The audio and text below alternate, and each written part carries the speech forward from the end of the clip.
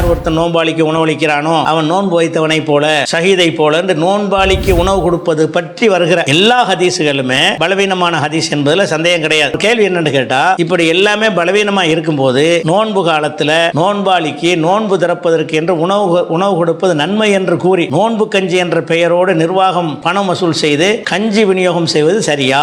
இதை வணக்கத்துல சேர்த்தா தானே கேள்வி வரும். இது வணக்கம் கிடையாது. ஆனா இது நல்ல காரியம். வணக்கம் மட்டும்தான் நல்ல காரியம் கிடையாது. அப்ப ஏழைக்கு உணவு அளித்தால் தர்மம் ஆயிரும், பணக்காரனுக்கு விருந்தளித்தால் அது அந்த குற்றத்தில் வருமா? அதனால பள்ளிவாசல்ல கழிப்பற வசதி, ஒழு செய்யற வசதி, ஹவுல் வசதி இதெல்லாம் ரசூலுல்லாஹ் செய்யுங்கன்னு சொல்லி தரல உங்களுக்கு. நாம செஞ்சுக்கிட்டோம். அப்ப இதெல்லாம் செய்வதை நம்ம ஏற்றுக்கொள்கிறோம்ல. அதனால நோன்பு கஞ்சிங்கிறது மார்க்கத்தில் கட்டாயம் கிடையாது. நோன்பு கஞ்சி கொடுத்தால் நன்மை என்று ஹதீஸ் அடிப்படையில் நம்ம கொடுக்கல. நம்ம எது கொடுக்கிறோம்? நோன்பாளிகளுக்கு இதை செய்து கொடுத்தால் அவர்கள் மகரிபை மிஸ் பண்ணாம செய்வாங்க, சிரமம் இல்லாம அதை பயன்படுத்திக் கொள்வார்கள். இது குற்றம் கிடையாது. வணக்கம்ங்கிற பேர்ல செஞ்சாதான் குற்றம். அதனால அது தப்பு கிடையாது.